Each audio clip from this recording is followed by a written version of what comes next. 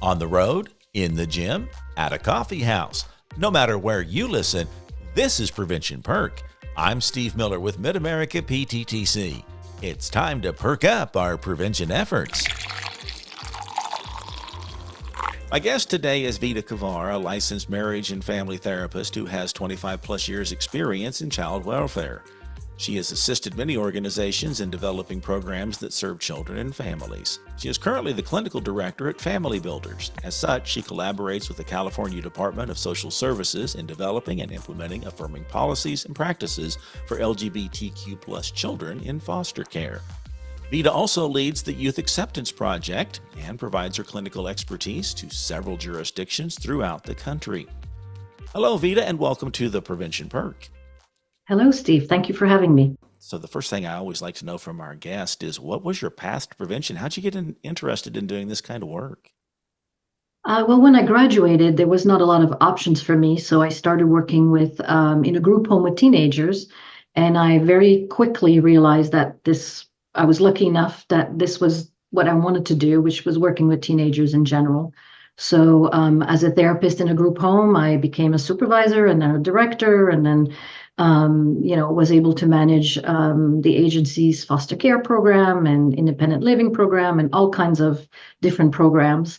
And in 2012, I had the privilege to work as a consultant for the LA Gay and Lesbian Center, who had received a federal grant to build a program for LGBTQ youth in foster care to make sure that they would have adults around them that were affirming.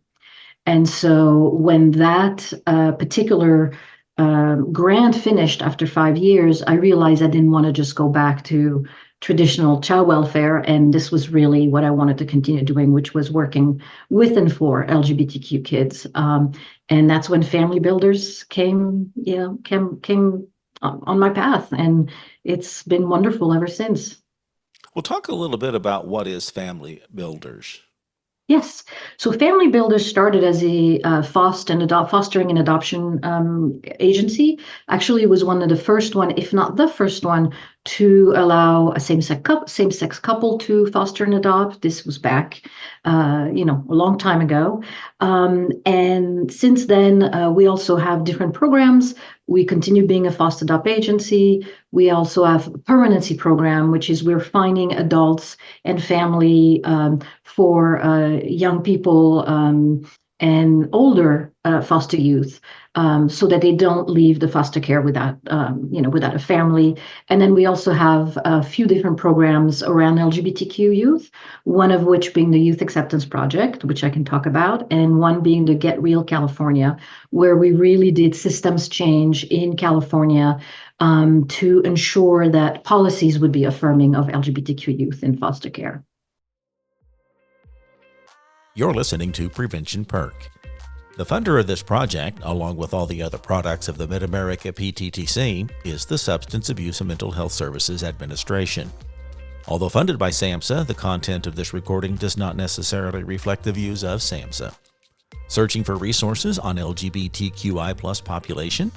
SAMHSA's focused efforts on this topic include national survey reports, agency and federal initiatives, and related behavioral health resources. There is a link in our show notes, or search samhsa.gov/behavioral health equity/LGBTQI.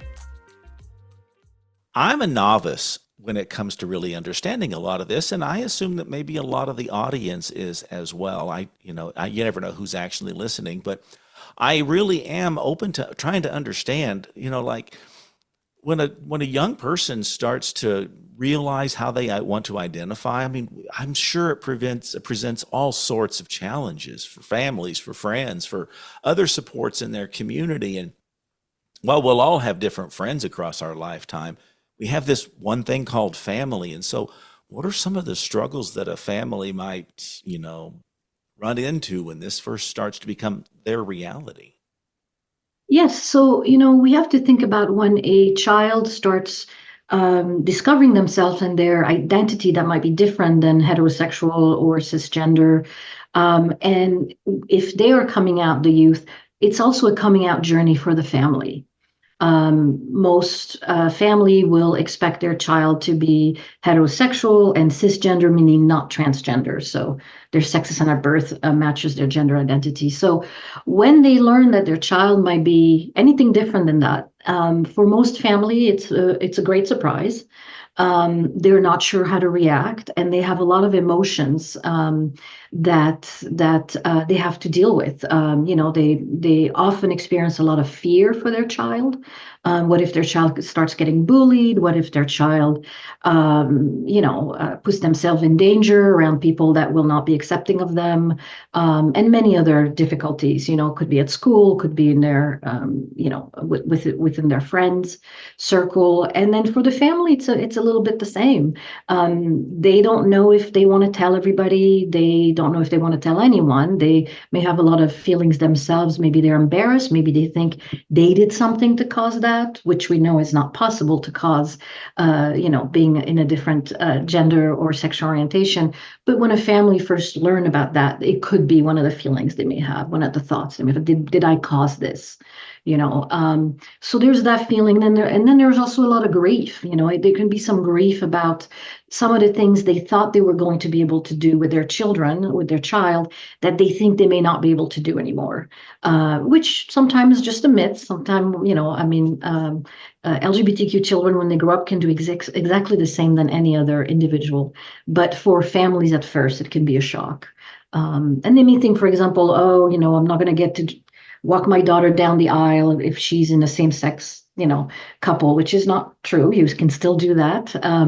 Or if it's a child who is going through a gender journey, which is often much more complicated for parents, then it's what is going to happen when the child hits puberty, what's going to happen when the child is older, and do we want to tell our family? And if we don't, what are the consequences? If we do, are we going to lose family members? Are we going to lose friends? Are we going to lose our faith community? And all that goes with it. So it's very scary. It can be very scary for families. It brings a lot of questions to my mind. First of all, and it seems like it's probably obvious, but is there an average like age when this presents itself? Or like puberty is different for everybody. I mean, there's a time frame, but is there an age or a time in the lifespan when this starts to become known to the individual? So when we're talking about gender identity, it can be as early as 3 or 4. So we know of plenty of these young children who will say, I'm not a boy, I'm not a boy, or I'm not a girl, or who will have what we call gender non-conforming behavior or things that the parents may not understand right away. And so it can start as early as 3 and 4. And then as far as sexual orientation, then it's more towards puberty, after like 12, 13, perhaps sometime a little bit earlier, sometime a little bit later. As you said, it's different for every child when puberty comes.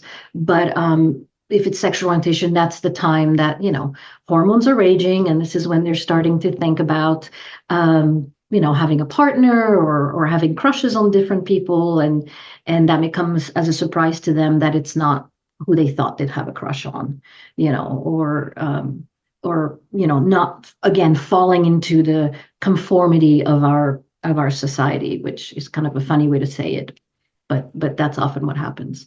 Now, there's not, one ideal way that this happens in an individual's life, but is it the child that recognizes it first, or does sometimes the parents they're struggling with trying to like really say this is a reality? That's interesting to me. It's like, how does that often play out? The child says, "This is me," or the parent says, "There's something that," but they don't know how to talk about it.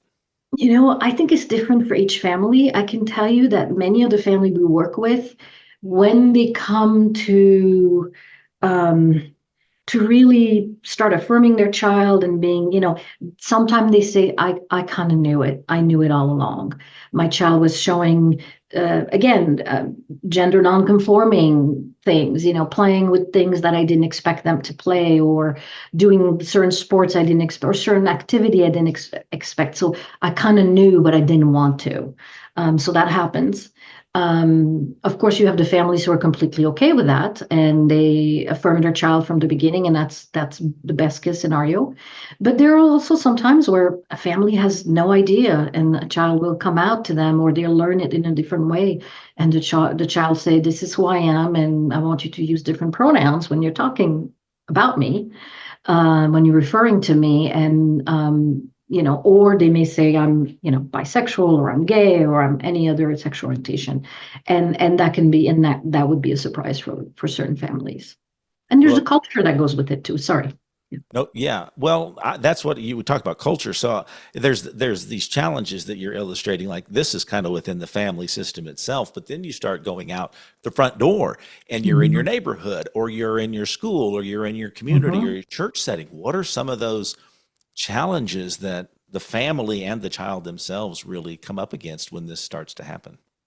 Well, depending on the culture, or even the faith, the religion that they're part of, that can add some more obstacles for them, some more challenges for them, because they may have grown up in a culture that does not accept or is not okay with LGBTQ folks, and so they may have a lot of misconceptions about the LGBTQ population, the LGBTQ community, and so that makes it that much harder for them, that much scarier. And really, we have some families where faith and their religion or their church is really the place where they get the most support in life. And then suddenly, if their child comes out and they're in one of those, let's say, faith community that does not support LGBTQ children, that becomes really scary for a parent, because they may lose all of their support system at once. And that becomes very complicated.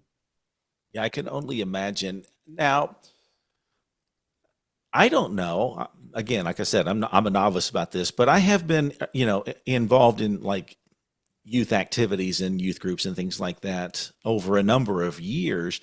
It seems to me that today, 2024, that the younger population, they're more accepting to this whole notion, than someone that's my age, that's older. Is that, am I reading that correctly? Or is there more acceptance amongst their peer groups than there might be the adult community? Or is there still just as much challenge in school settings and church settings for the children themselves or the young people? I think in the schools, our young folks are much more open around this than we are. And I think that has a lot to do with social media. It is talked about a lot more. I want to say one thing is that these different identities, whether they're around sexual orientation or gender, have always existed. But because we now have social media and we have more access to different things, we hear about it a lot more, and our children are exposed to it a lot more, and which is wonderful because it allows a child who feels a little bit differently to find themselves, quicker sometimes, than waiting until they're an adult and feeling uncomfortable. So I would say that in general, not always, but in general, our younger generation is much more open around this than we were, certainly. So yes, I would agree with that. So in your work, I'm curious whether it's the family or whether it's, the faith that the family is associated with, or just the community itself. How do you help that young person navigate this transition?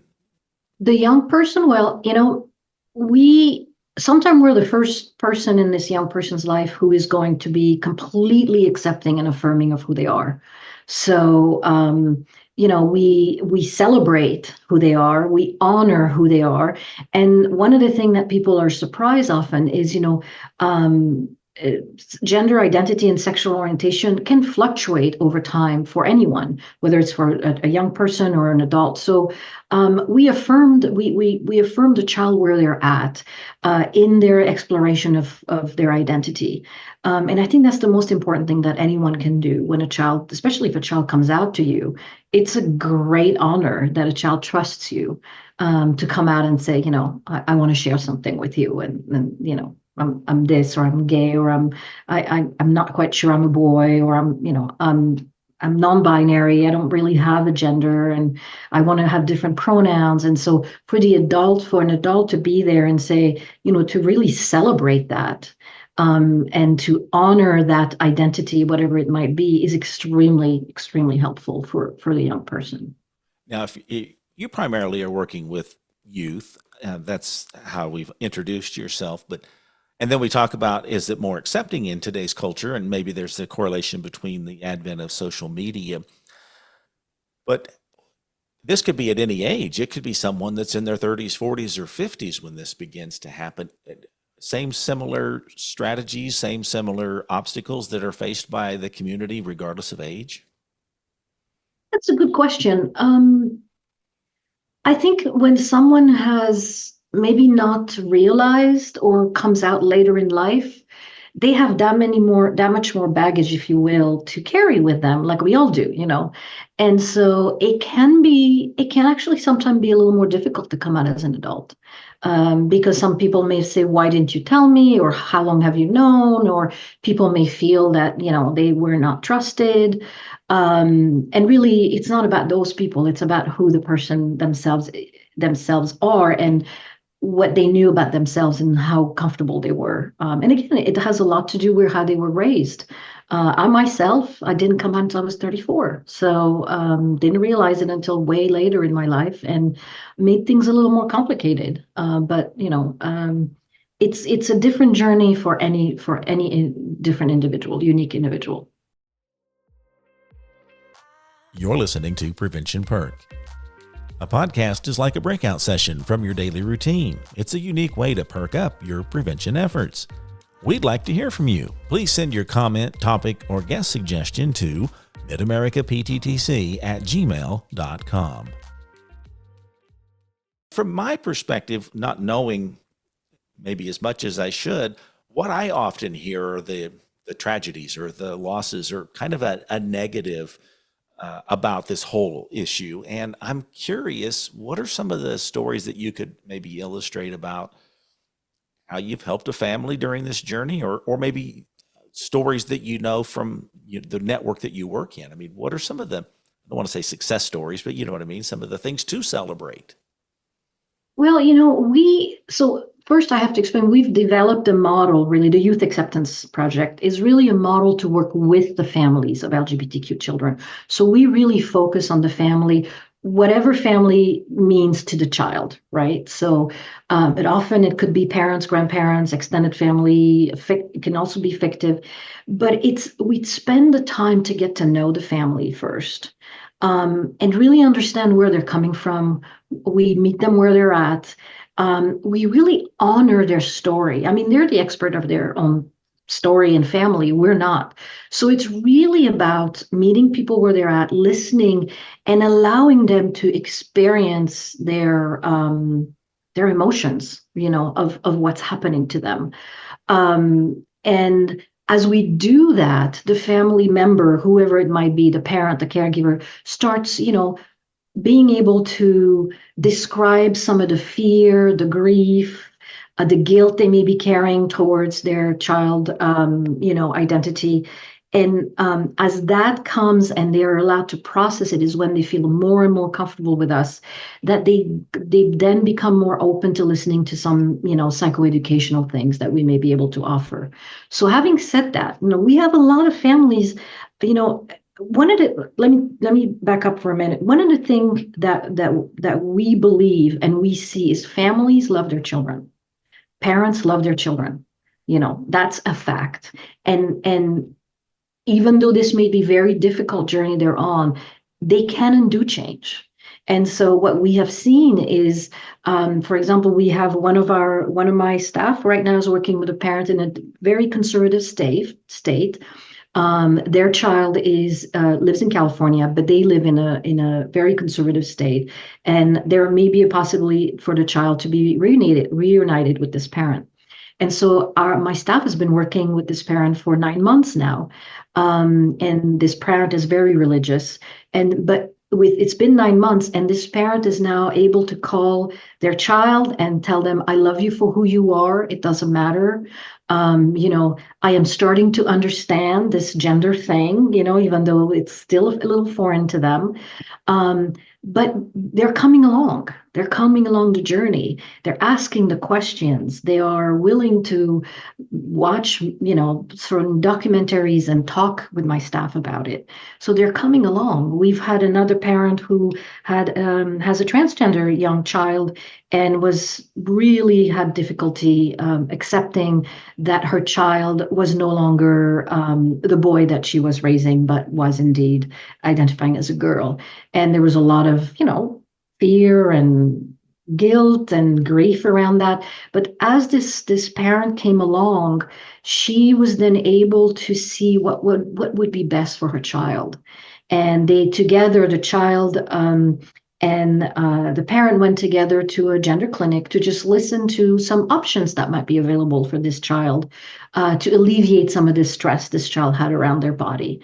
And so, with working with this mom, within 3 months, she said, "Okay, I'm ready to go see a medical provider and for them to answer my questions about what could or could not happen with my child." So we have a lot of these stories. Parents who then become the best advocate for their child at school.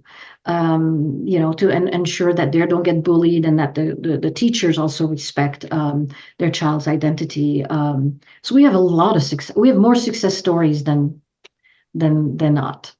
And that's the reason I asked that question because, if you watch popular media, so to speak, you're always, not always, but most of the time there's something negative about it or the struggles about it or that, there's this and that and the other, but there's never really but there are these breakthroughs or there are these families that are unified around, the support for their child. And, I'd like to see more of those, populated Mhm. in social media as opposed to some of what we may typically hear.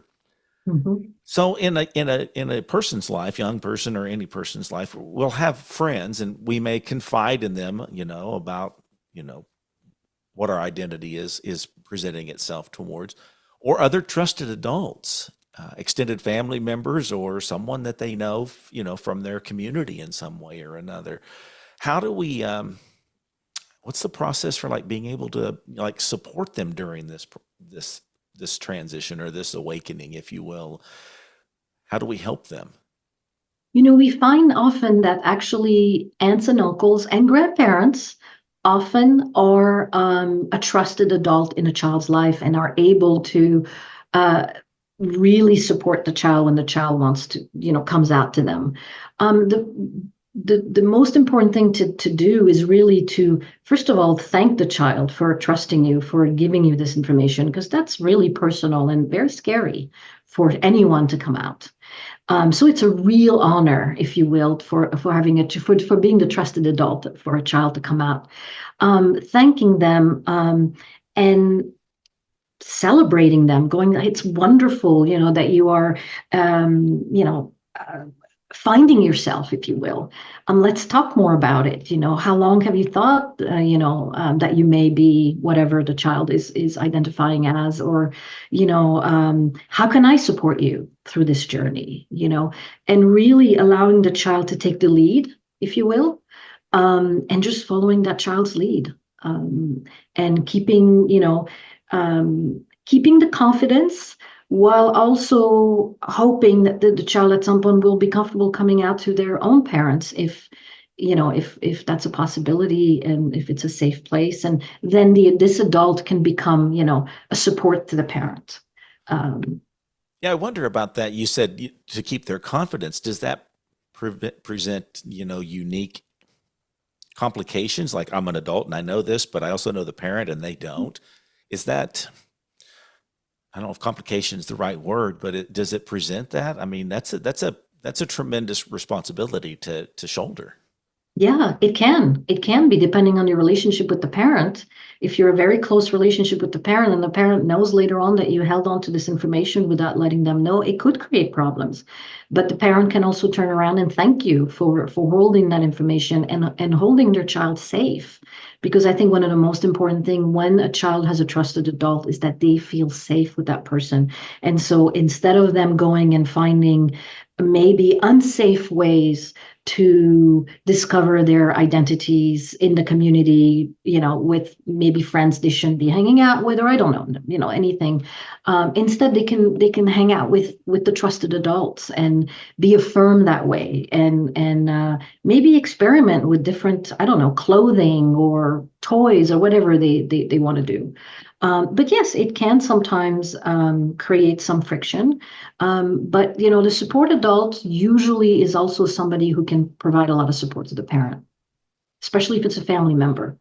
So this trusted adult, whatever that looks like, does that become an ally for the individual? I mean, do you see that maybe that helps open the communication? If I'm the trusted adult and I know this young person is wanting to go to their parent or parents about this, does it help during that process, to be with this person that you've trusted? I mean, they're an ally, essentially. Mhm. Is there support for that? Absolutely.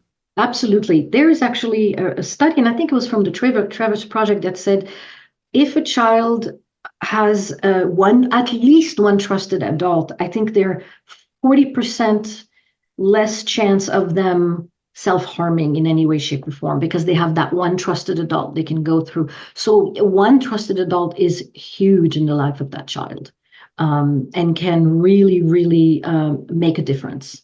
Yeah, I'm a big fan of, I don't know if you're familiar with the Search Institute, but developmental assets, and they talk about the trusted adult model that Mhm. the success rate for individuals, if they have at least one non-parental adult in their life that they feel like they can just confide in about a bad grade or mom and dad being upset about something, whatever that is, they're much more likely to continue to succeed at a higher Yes. rate than those that don't have someone that they can just use as a sounding board.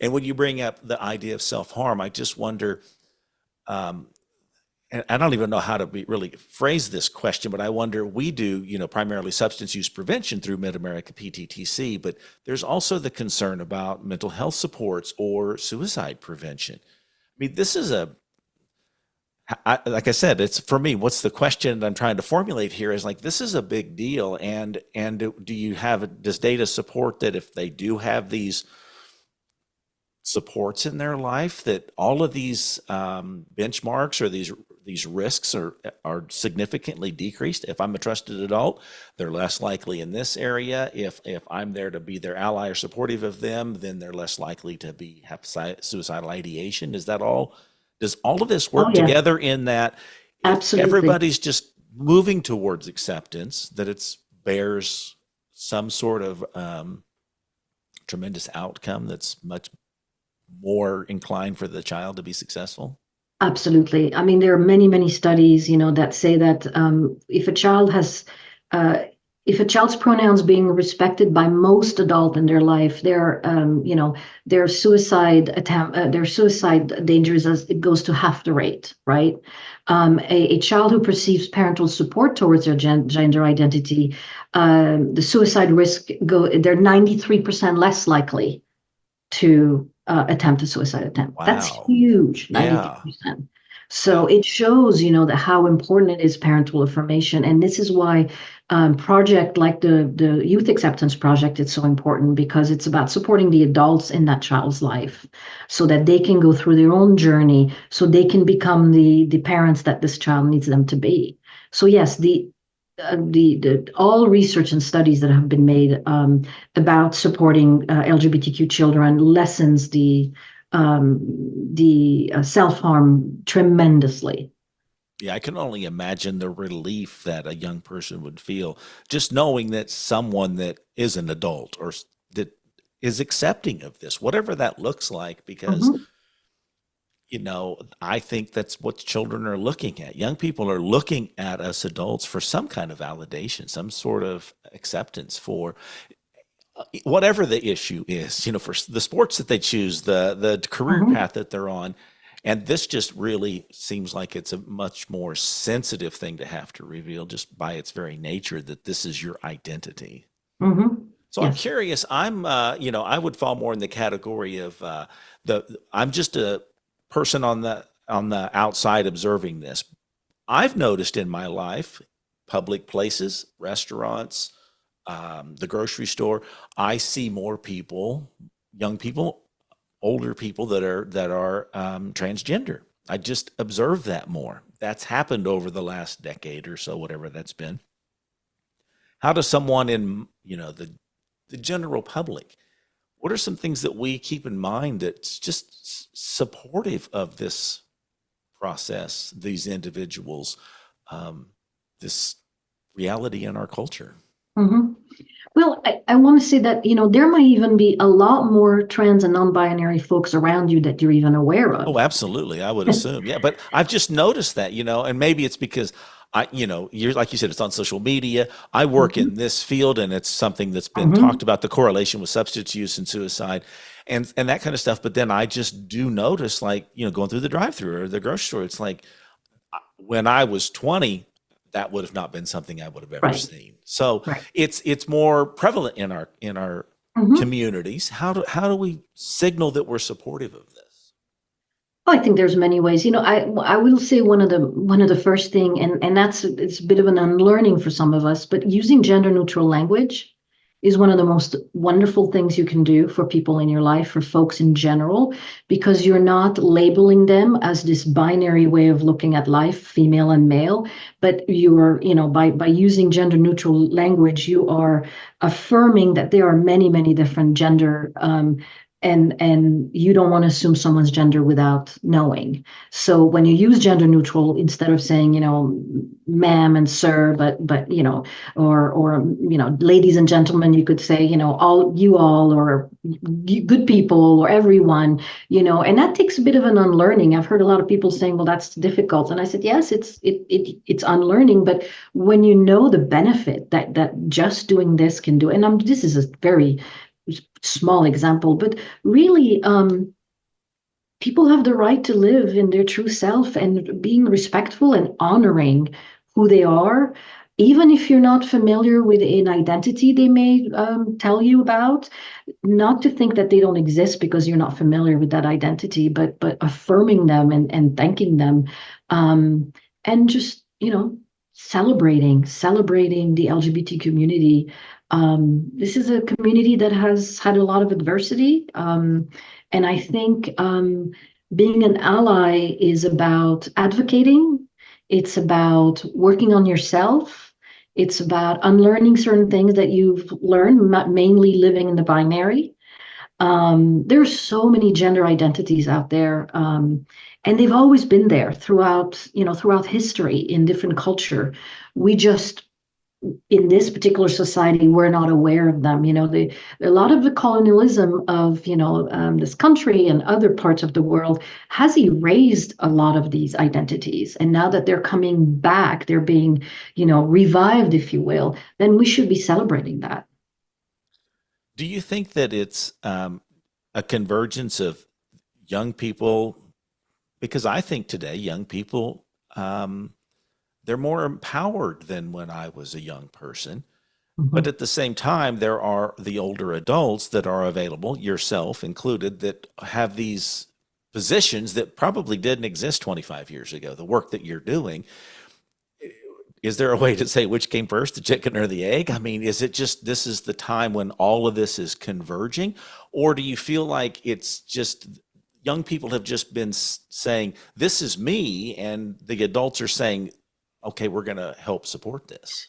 Well, there's a great and she is a senator, and I don't remember the state right now, and I feel bad that I don't. But she had a transgender child herself. She said in the 50s, 40s, 50s, and 60s, children were not allowed to write with their left hand, even if they were left-handed. That was not a thing. They were forced to write with their right hand. At some point around that time, that was turned around, and children who were left-handed were allowed to use their left hand to write. And suddenly all these children were left-handed. It's not that they became left-handed suddenly, they were always there, right? It's the same for us. It's the same for transgender and non-binary and all these other genders.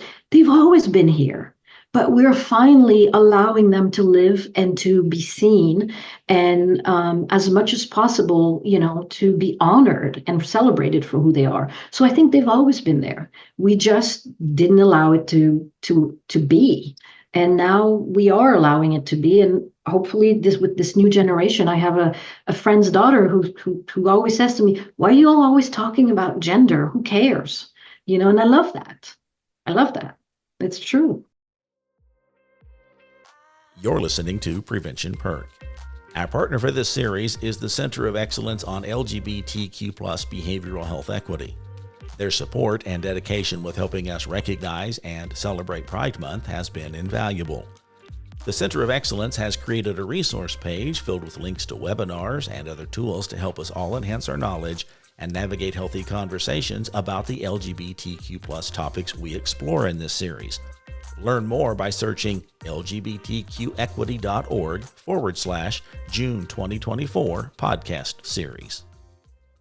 Well, this has been a fascinating conversation, and I feel like I get to be the first student in this conversation because I'm learning a lot. I'm just curious as we kind of wrap up this conversation, is there something we haven't talked about? And you're like, oh, I definitely want to make sure the audience knows this. You're kind of the sage on the stage.